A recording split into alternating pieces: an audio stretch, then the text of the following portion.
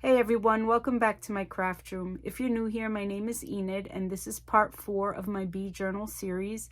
In today's video, I'm going to be showing you some stitched ephemera. I really love the look of sewing on ephemera, and I've never done it before, and so I pulled out my almost 27-year-old sewing machine, and in those 27 years I've probably used it maybe 5 or 6 times. So sit tight and I'll be right back to show you how I made out with the sewing machine. Thanks.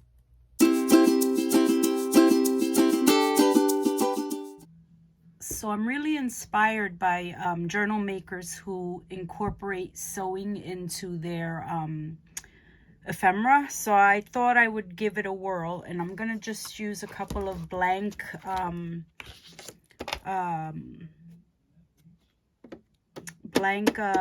my god, index cards to practice and to kind of see whether or not the pressure and the stitch lengths are okay.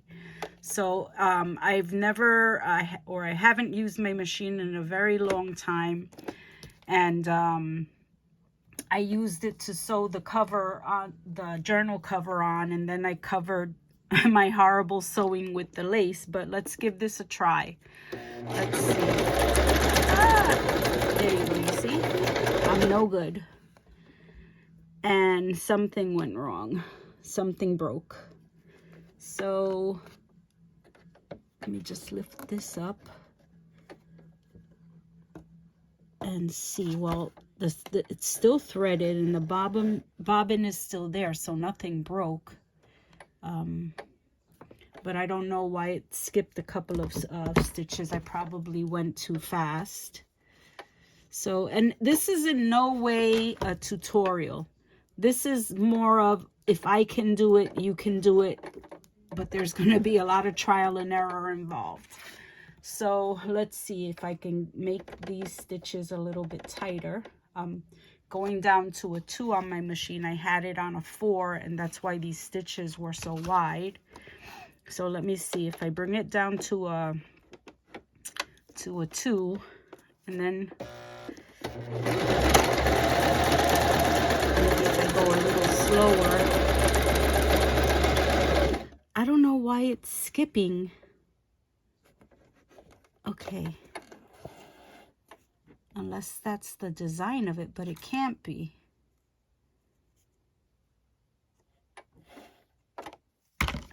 See how that turned out? It skipped some more, but the stitches got tighter.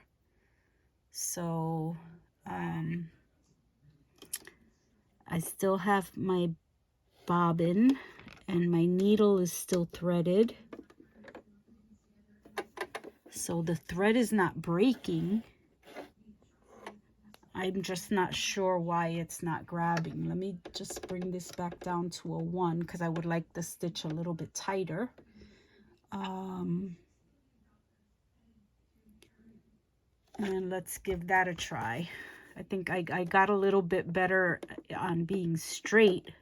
Maybe if I go a little bit slower.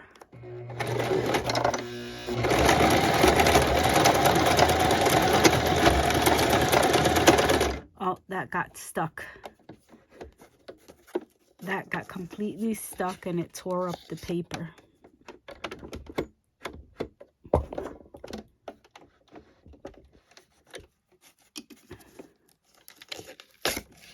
So it got stuck and it tore up the paper. Can you see that? So I did something wrong. So I'm going to play around with this a little more, and I'll get back to you when I finally figure out what the problem is. So I think I figured it out, and I'm going to try stitching a zigzag stitch along this blank coffee dyed index card. And let's see how that turns out. I'm going to try to take it slow.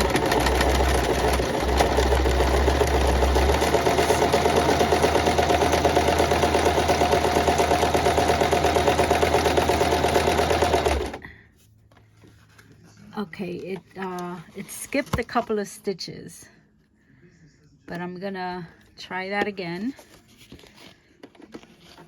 Like I said, this isn't a tutorial. This is just like, if I can do it, so can you. And let's see how this goes. I probably did it a little bit too much on the inside, so let me see if I could get this one a little closer to the edge.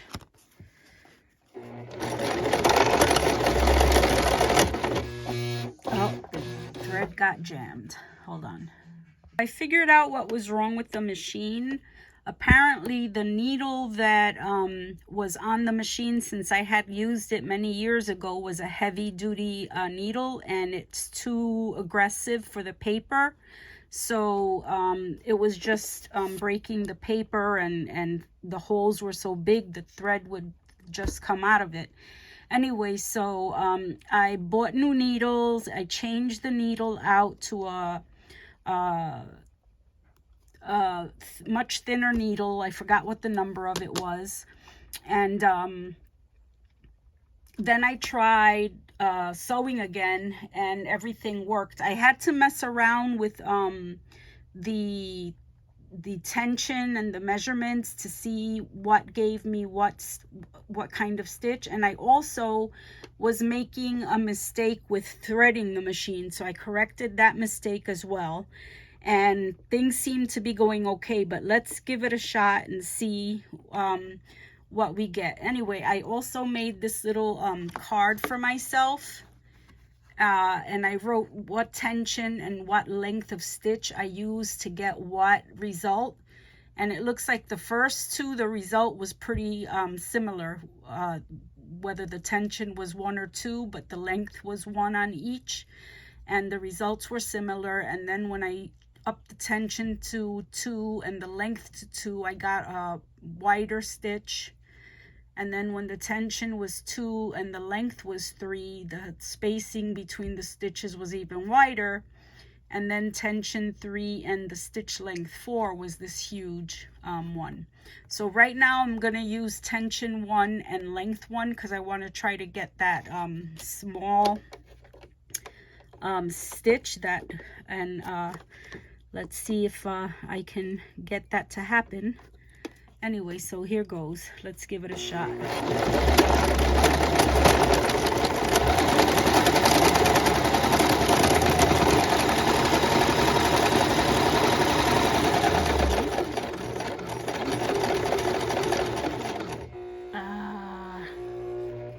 Something went wrong. It missed some stitches at the beginning, and it tore up the card. I think I need to put the tension to 2. Let's try that. All right, so I upped the tension. And you see this mess of thread that it made underneath? Anyway, so I'm gonna use the same card. So I don't want to keep going through stuff, and let me just sew this way. Actually, let me line it up with the measurement on the plate, so maybe I can keep it straight. So now that the tension is up to 2, let's see if it works a little bit better.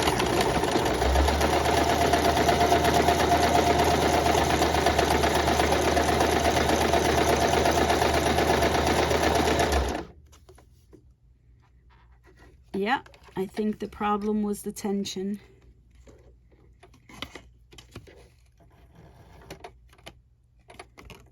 All right.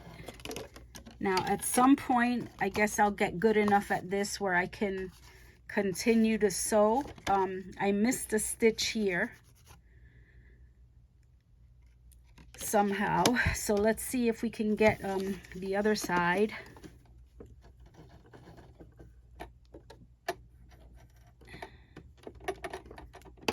Okay, I've got both strings, but it feels like one of the strings is giving me a lot of tension. So let's see, we might get a mistake here, but let's give it a shot.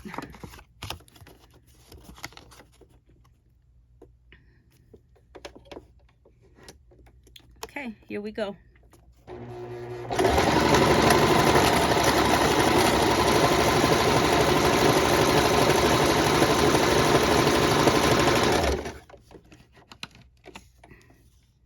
Okay, that worked out much better. Let me cut that off and put it back down. Yeah, so look at that one, much better. You see over here it skipped a stitch right here. Anyway, so let me see if I can get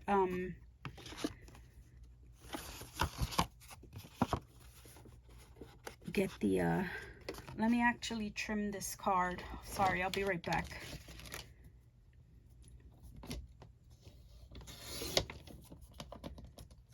Okay, I trimmed the messed up piece off of it. So now I've got stitching on both sides. Now I'm going to try to come down on the other end. Let me put the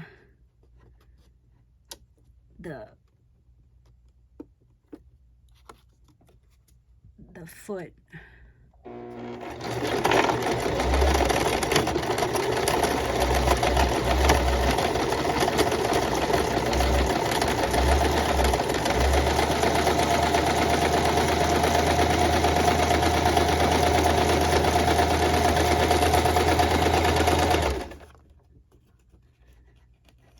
Okay. I would call that a resounding success. Hold on, I've got one more side, but it's getting this big bunch of thread in the back, and I don't know why. So if any of you out there are experienced sewing machine users, please put in the comments, what am I doing wrong?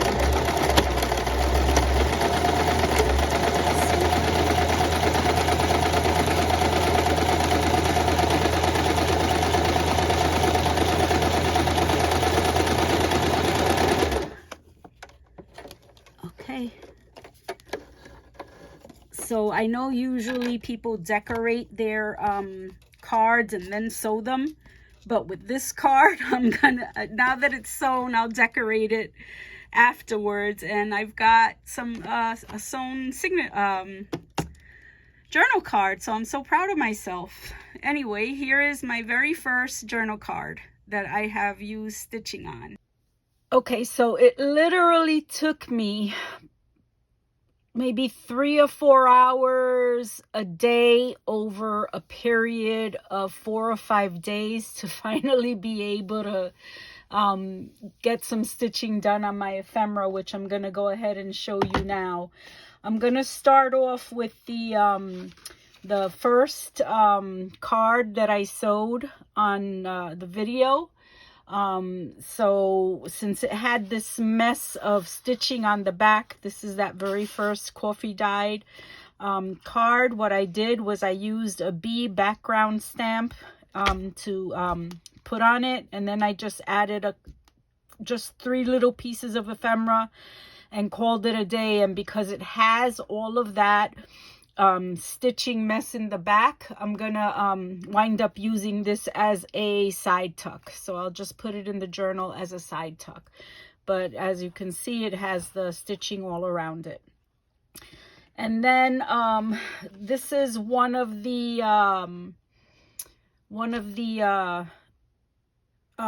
pockets that I made during the ephemera video, and as you can see, I just added some stitching around. This is pretty much all I did to most of them. Some florals, some bee stickers, and a couple of pieces of ephemera. So that's that. And then I made this little bee journal card, and I added a piece of ephemera here and here. And then this is kind of papery, so I'm probably gonna put it like in a envelope or something in the journal.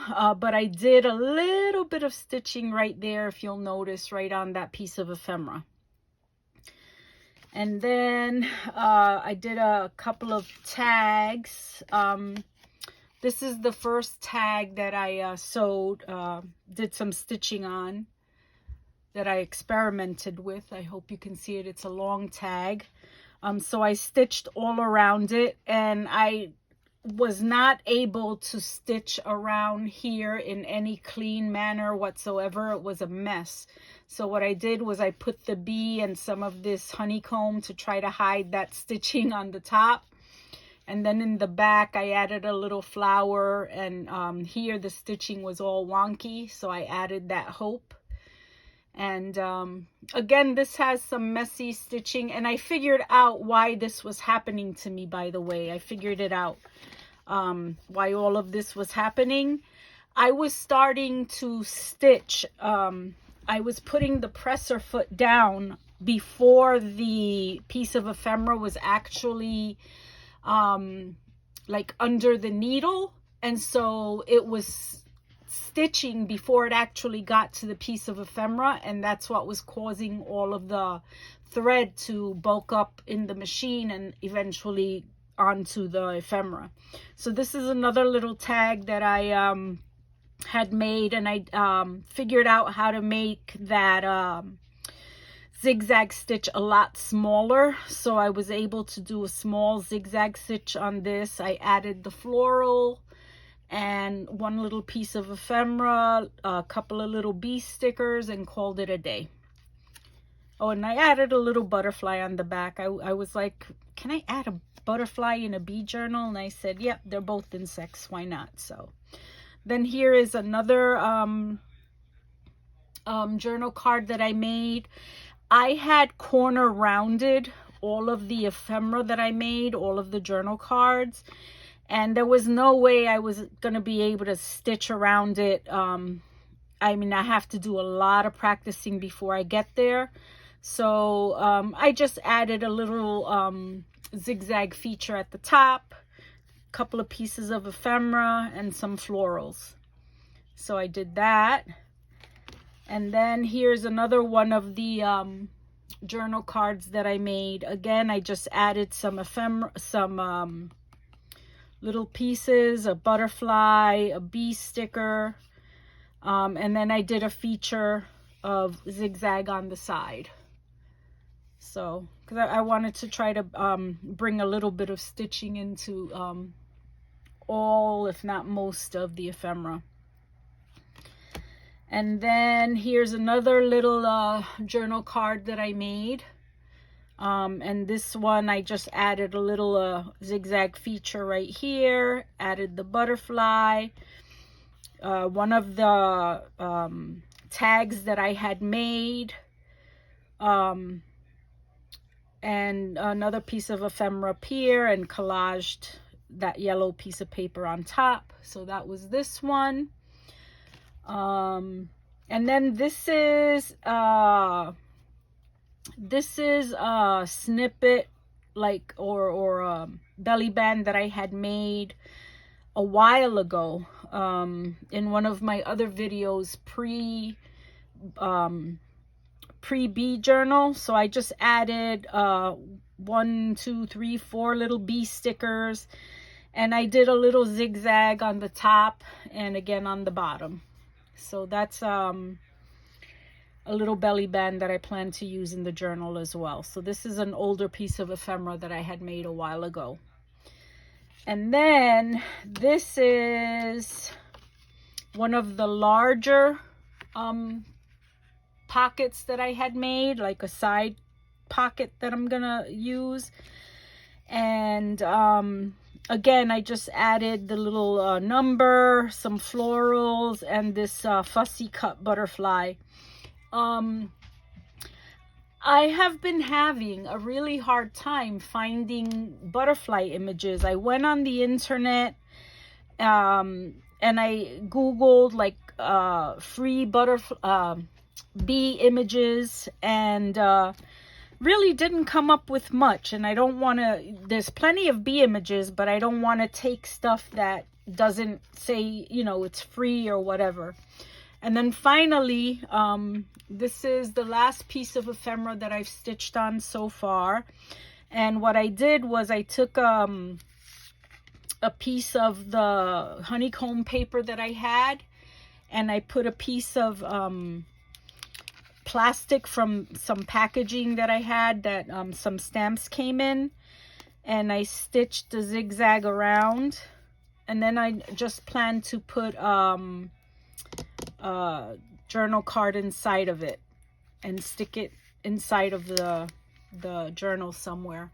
This particular card, there's no stitching on. It's kind of a busy card, so there's really nowhere to stitch, unless I figure something out, but I don't want to overdo it.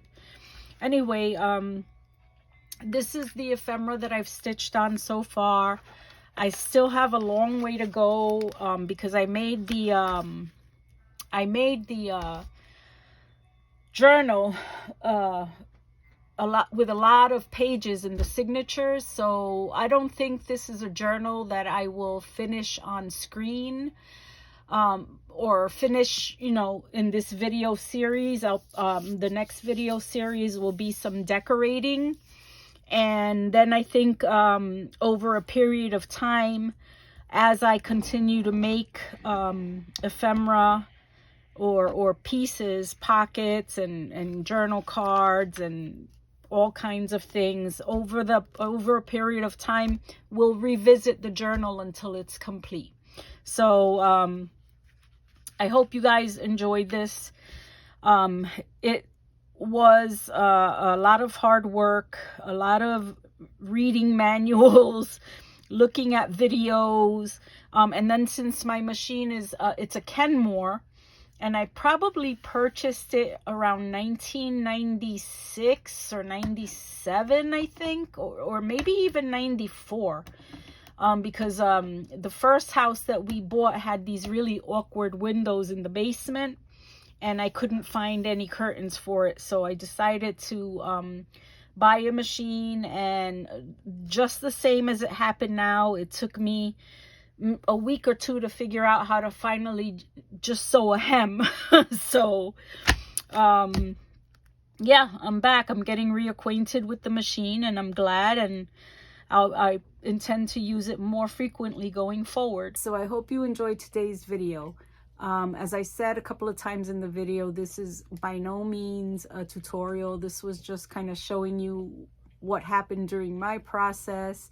If I can do it, you can do it. I hope I inspired some of you to try something new, and I'll be back next week with another video. And as always, thank you to all of my subscribers, and if you haven't subscribed yet, please consider doing so. Like, share, and click the notification bell so you'll be notified when I post another video. Thank you all so much. Bye.